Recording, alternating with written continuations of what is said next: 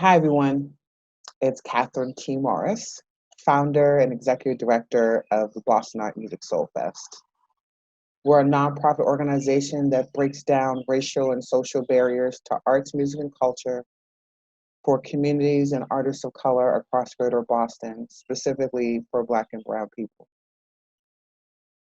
Today is Juneteenth, a day of so-called commemoration and celebration of the messaging uh, of the abolition of slavery, the emancipation of people. And to me, Juneteenth has much more of a different significance than it's ever had before. The idea of one group of people telling another group of people that emancipation has already happened for them and that they are free, that they can walk around and enjoy the freedoms and values of what it means to be human and a citizen of the so-called United States. And right now, we're in unprecedented times where once again, Black and Brown people are now telling the world that free is not free, but that we need everyone's help to stop police brutality, injustice, sickness, unemployment, and the devaluing of human beings. So for me, Juneteenth is about knowledge. It's about unity. It's about convening. It is about going through struggle together, collectively and humanly, so that we can all walk this land, this country, this world without any doubt, without ever being second guessed, that we are able, talented, and capable of doing extraordinary things. So it's my hope that tonight's event, the songs that you hear, the music that you hear, liberates your body and your mind and your spirit to be yourself on this day. It is important to always be you and to have sovereignty over your body, your mind, and your soul. So, happy Juneteenth and share it with your family and friends. Ooh, I was asked the question, what does Juneteenth mean to me? And I feel like I've been thinking a lot about this idea of holding conflicting feelings.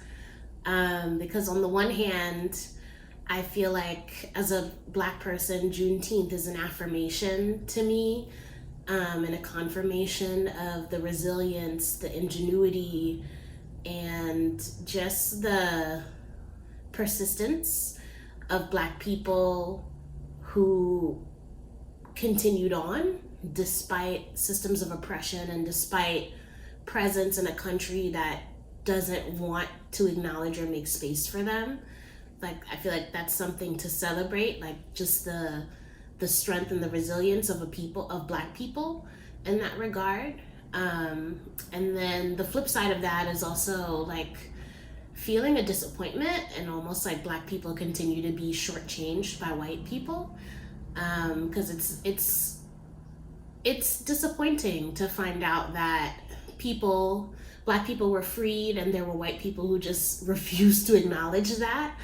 um, and it just took so much time to get to a place where there was a full alert to everyone that Black people are now free.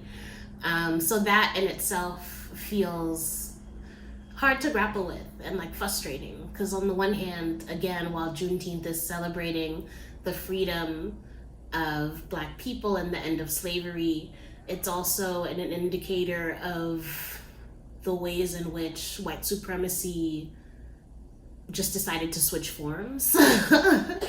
And it's a big marker of the ways in which people are still grappling with how to perceive themselves, and how to value themselves in a way that's not detrimental to someone else.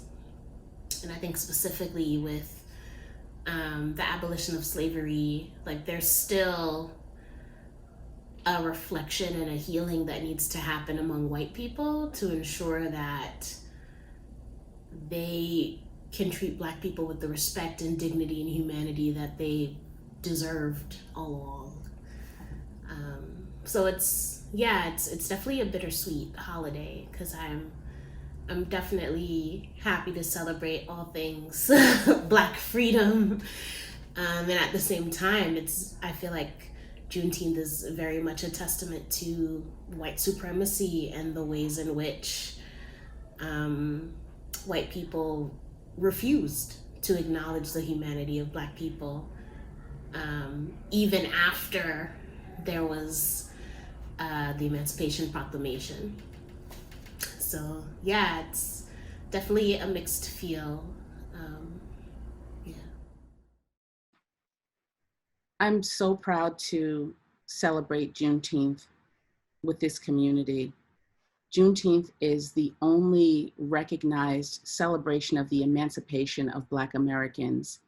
It's recognized all across the country, and in every city, state, town, people are celebrating the struggles of our ancestors. If you read the Emancipation Proclamation, you realize that this was no easy battle, and the victory came in fits and starts, kind of like today, where we're still struggling for certain kinds of rights and recognition.